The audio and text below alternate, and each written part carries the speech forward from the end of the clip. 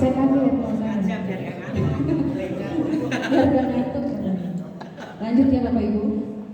Organisasi profesi yang pertama, Himpunan Evaluasi Pendidikan Indonesia atau HEPI, sebagai Ketua Departemen Publikasi dan Dokumentasi dan sebagai anggota.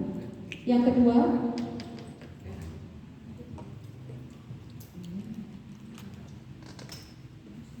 kedua adalah Himpunan Peneliti Indonesia atau HIMPENINDO sebagai anggota.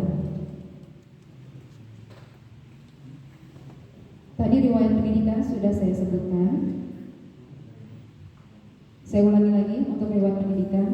Sarjana S1 Universitas Pendidikan Indonesia, bidang ilmu kimia, tahun lulus 2003. Magister S2 Universitas Indonesia, ilmu kimia, tahun lulus 2012. Doktor S3 Universitas Negeri Jakarta, Penelitian dan Evaluasi Pendidikan, tahun 2020.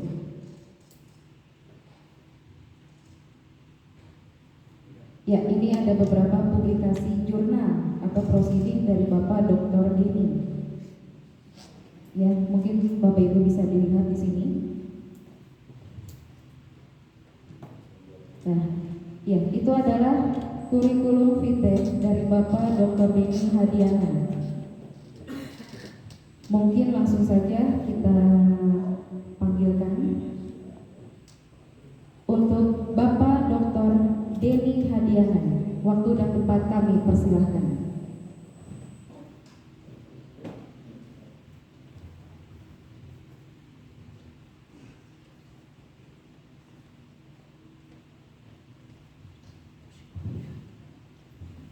Ya, terima kasih Bapak. Silakan.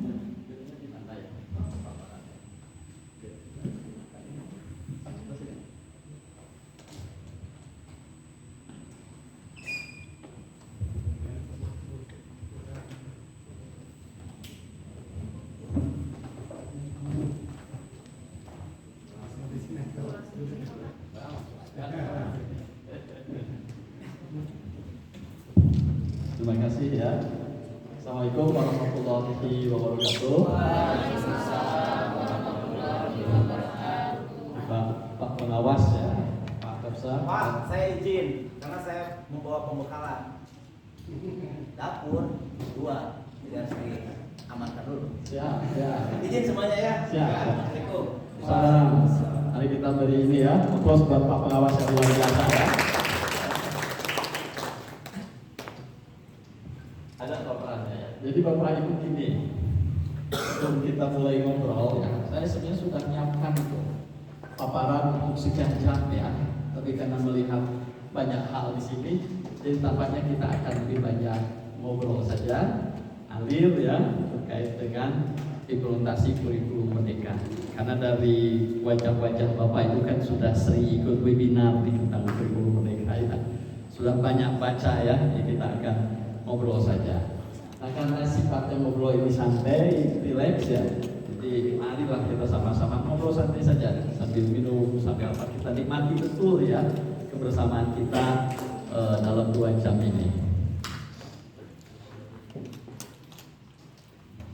Bapak Ibu, sebelum mulai ya, mohon izin nanti kalau saya mengangkat tangan seperti ini, nanti mohon berkenan nih bapak-bapak bertepuk tangan ya. Nah kalau face seperti ini ibu-ibu yang bertepuk tangan. Kalau begini nih kita bersama-sama bertepuk tangan. Ini akan kita gunakan dalam ngobrol kita selama 2 jam ini ya. Baik, kita mulai Bapak Ibu semuanya.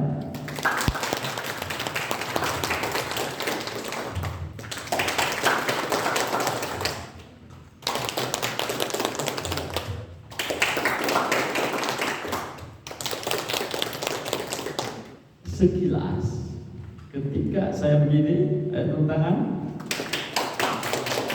dengarkan pelan-pelan, lalu saya begini,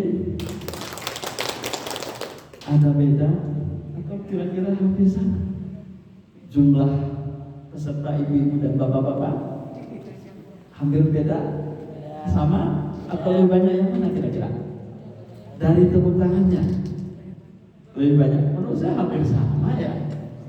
Coba dari suaranya, artinya apa Bapak Ibu ya?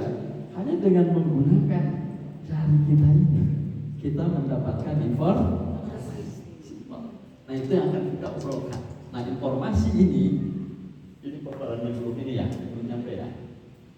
Nah informasi ini ya, dalam bahasa kurikulum merdeka ini kita sebut dengan satu kegiatan asesmen. Jadi kalau Bapak Ibu ditanya, bisa mulai dari asesmen nih. Tadi ngobrol-ngobrol dengan Bu Susi. Jadi Bapak Ibu, kalau Bapak Ibu ditanya secara kasar, secara simpel, asesmen itu apa?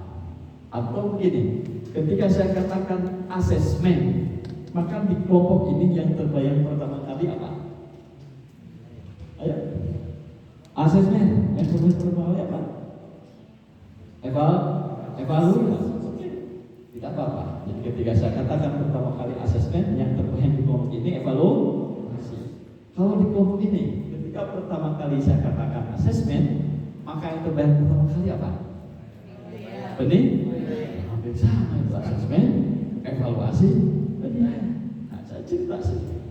Ini paparan saya sudah ada masuk loh. Belum kebaca ya? Apa-apa? Sambil bukan di sana ya, di WA tadi mungkin ya Bu Susi ya. Nanti lewat WA langsung ya. Lewat WA. Kalau itu nanti untuk ini. Kalau ini nanti untuk apa? Pointer ya. Yang itu nanti dimasukkan ke kita.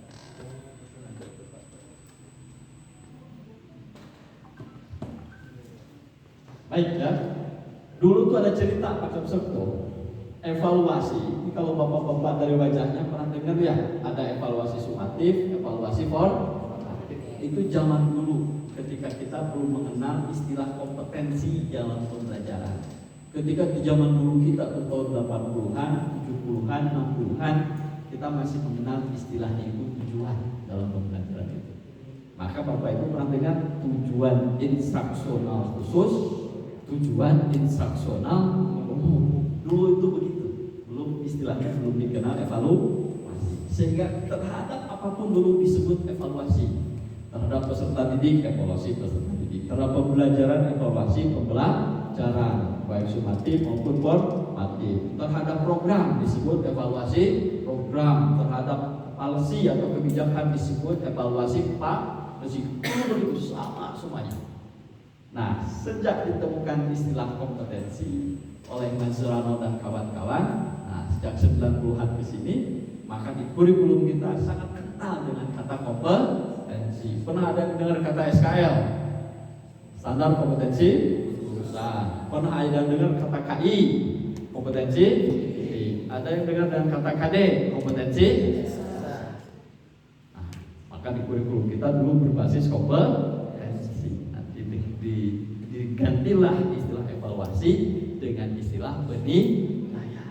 Maka ada dulu tuh penilaian hasil belajar peserta didik, satuan pendidikan, pemerintah, PAS, PAT, kan gitu ya.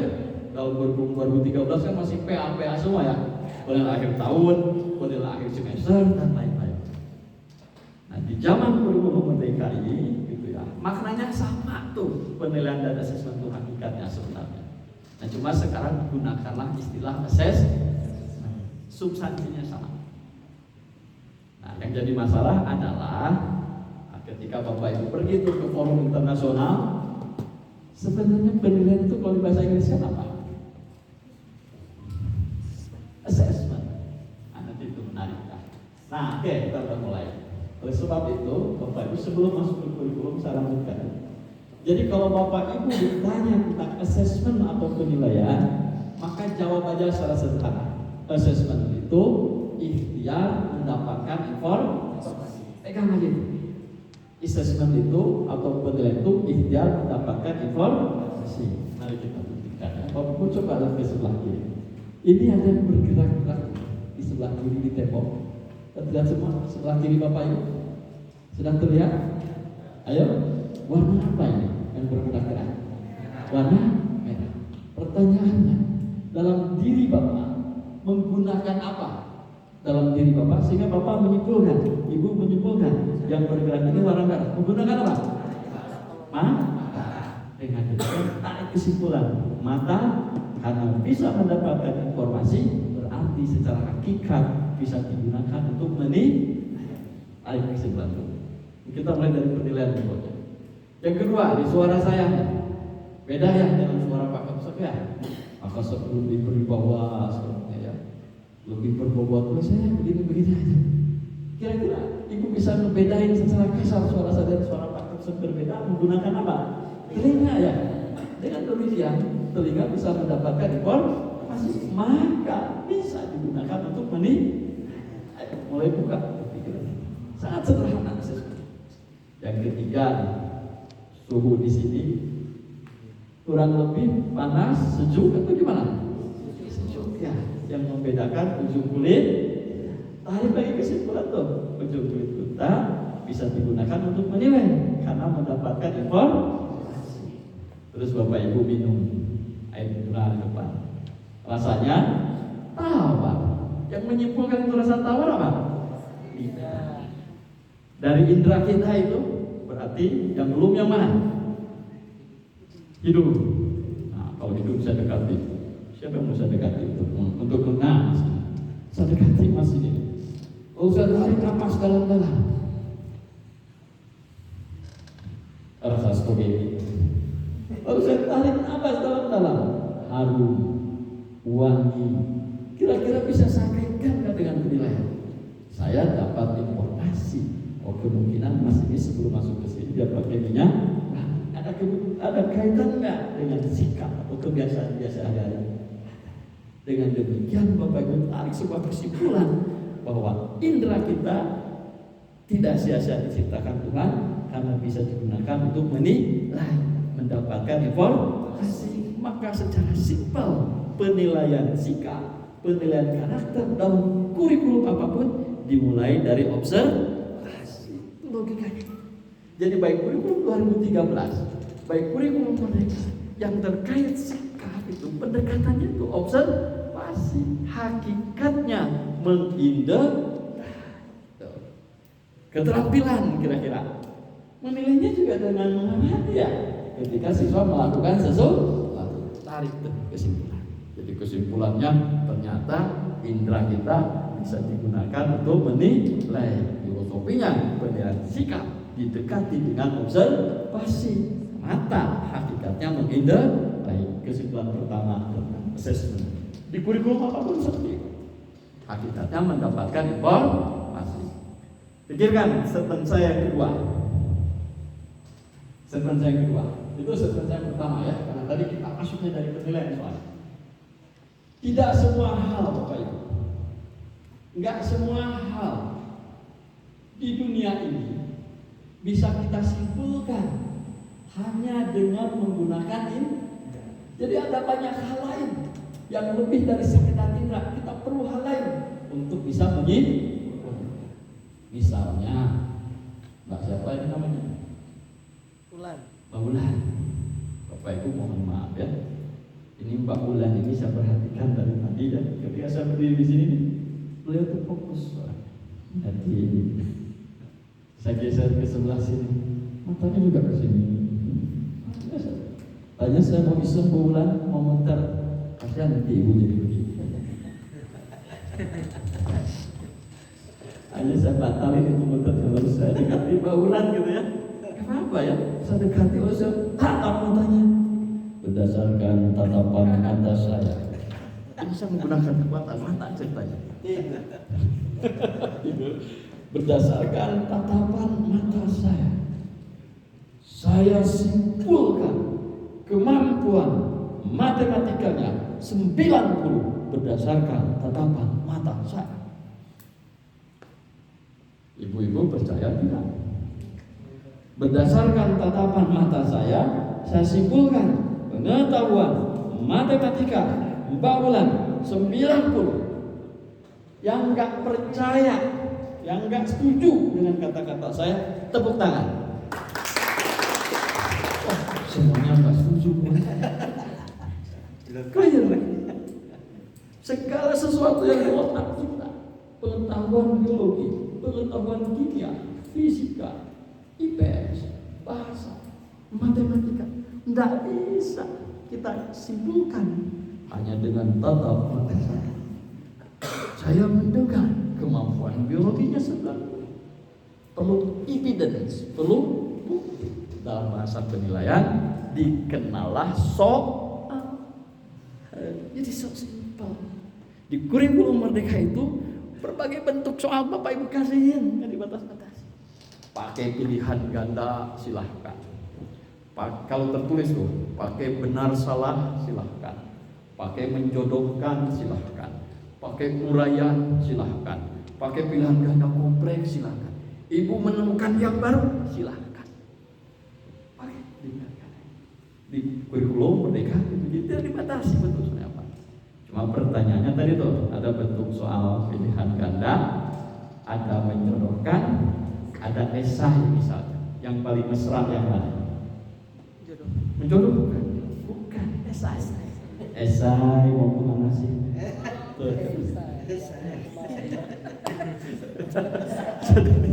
Jadi kurikulum Merdeka itu Bapak Ibu ya, nggak biar kita waktu Bapak Ibunya ini pusing ya.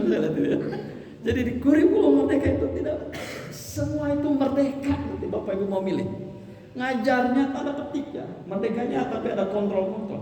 Bapak Ibu mau pakai metode ngajar kayak gimana? Mau pakai berbasis proyek, berbasis aktivitas, mau dalam beberapa kondisi pakai ceramah itu boleh. Bapak Ibu mau menerapkan asesmennya holistik, otentik, bentuk soalnya mau PG, mau apa?